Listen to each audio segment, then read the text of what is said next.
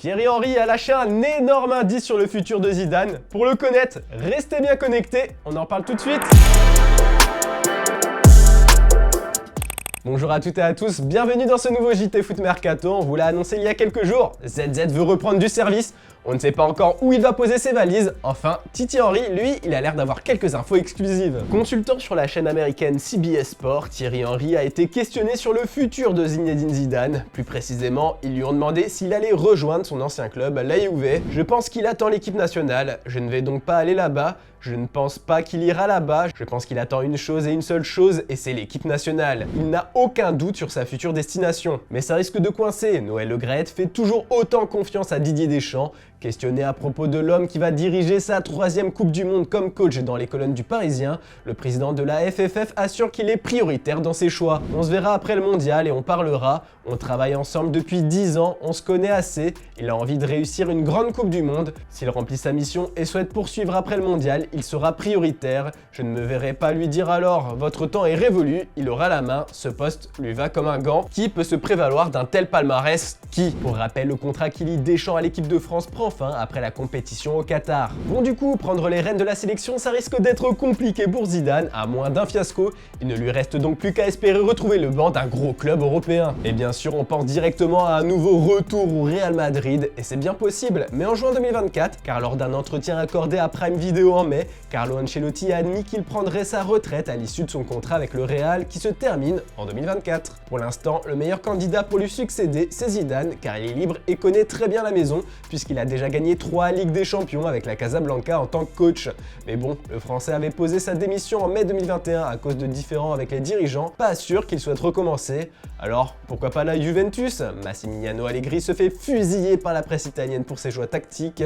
Sa place sur le banc des Bianconeri est menacée, surtout depuis l'élimination en Ligue des Champions. Pour le remplacer, le manager idéal, c'est Zinedine Zidane. Après, on n'est jamais à l'abri d'un nouveau feuilleton Zizou PSG au mois de janvier.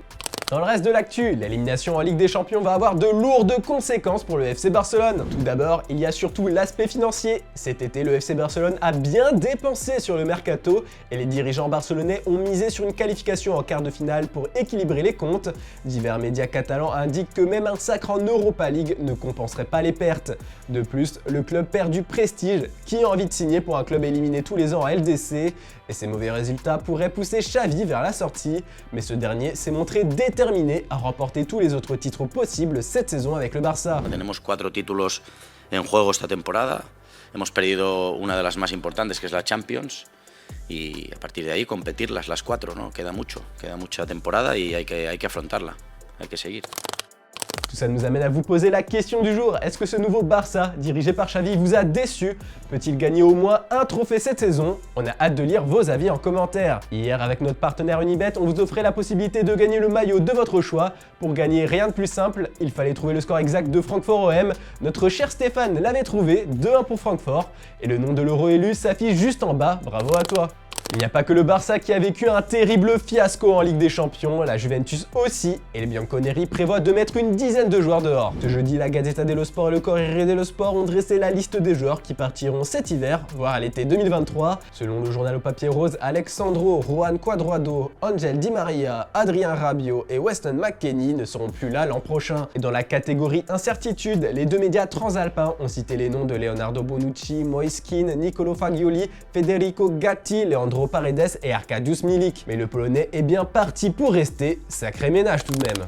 Bon, on se quitte comme d'habitude avec l'image du jour. Demain, on va enfin pouvoir jouer au tant attendu Call of Duty Modern Warfare 2 et on va pouvoir s'amuser en ligne avec 2 stars du ballon rond. Pogba et Neymar ont abandonné les crampons pour des combis militaires et des M4 bien chargés. Ils devraient être disponibles dans le jeu peu de temps avant le lancement de la Coupe du Monde le 21 novembre prochain. Voilà, c'est tout pour ce jeudi. On se retrouve demain après-midi pour un nouveau JT Foot Mercato. Bonne soirée tout le monde!